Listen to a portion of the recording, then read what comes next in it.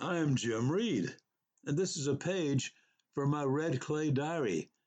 It's all about life, actually. This is called Comfort and Joy and a Lifelong Scar. Dr. Ruby Tyler is leaning over me while I lie flat on my back in her examination room.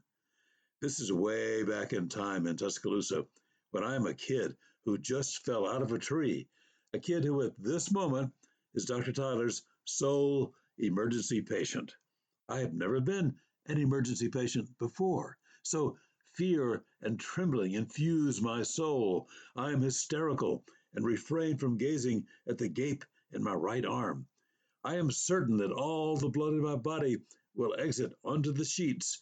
I am sure to die an embarrassing death after my playmates witnessed fall from grace. Dr. Tyler doesn't blink. She calmly glances at the wound. She places her hand on my shoulder and calms me down. I can stop screaming now. All will be well. Comfort and peace soothe me, and the rest of the morning goes pretty well.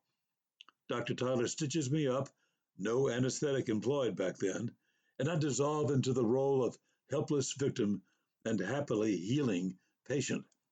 There are perks to being wounded in public. The little girl across the street brings me flowers. Fellow playground buddies delight in recounting events leading up to my accident. Neighbors check my wound and count the stitches.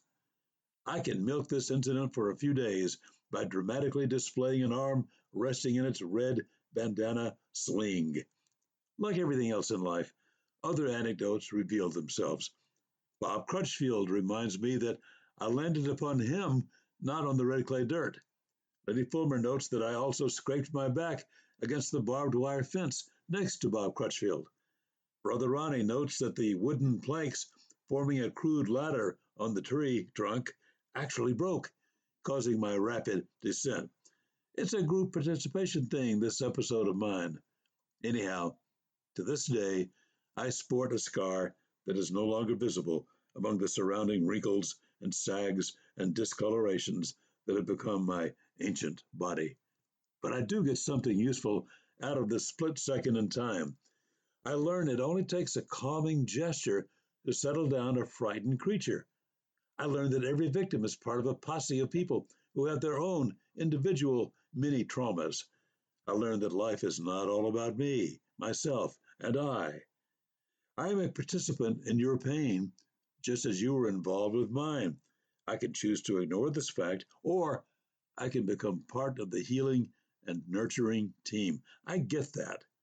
On my better days, I actually rise above whines and complaints. I actually try to become part of a solution. I transform into the role of splint, or bandage, or clumsy comforter, or just a friend close by who is comrade to a crisis.